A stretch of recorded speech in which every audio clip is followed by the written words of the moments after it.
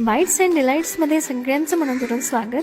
आजची रेसिपी आहे आंबाड्याची भाकर. बघू शकता आंबाड्याची भाकरी आणि ठेचा अप्रतिम कॉम्बिनेशन आहे. चला तर मग वेळ वाया न घालवता रेसिपीला सुरू करूया. इथे आंबाड्याची भाजी घेतलेली आहे मी. 2 ते 3 पाणी स्वच्छ धुवून घ्यायची. या प्रकारे भाजी धुवून घेतली आहे आणि हिला आता शिजवून घ्यायचं. गंजामध्ये गरम पाणी घ्या, त्यामध्ये ही भाजी घालून छान शिजवून घ्या. 1-2 ते 3 उकळींमध्ये भाजी शिजून जाते. त्यामध्ये टाकायचं लागणारं साहित्य आहे लसूण, जिरं, अद्रक, हिरव्या मिरच्या आणि चवीनुसार मीठ. याचे एक छान बारीक पेस्ट करा. ठेचा बनवा. त्याच भांड्यामध्ये जिथे आपण मिरच्या वगैरे बारीक केल्या त्याच भांड्यामध्ये तुम्हाला भाजीसुद्धा बारीक करून घ्यायची आहे. बघू शकता भाजीची एक पेस्ट बनवून घ्या.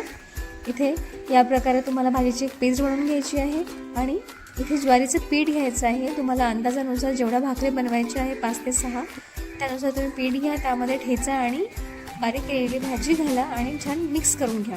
मिक्स केल्यानंतर एका गंजामध्ये गरम पाणी ठेवून त्या गरम पाण्याने तुम्हाला हे पीठ भिजवून घ्यायचं आहे.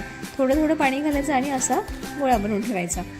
त्यानंतर भाकरी बनवायच्या वेळेस थोडंसं पाण्याचा हात घ्यायचा आणि पीठ छान चुरून घ्यायचं. मसाज द्यायची ते पिठाला, तेव्हाच भाकर ही उलणार नाही किंवा अशी तुटणार नाही.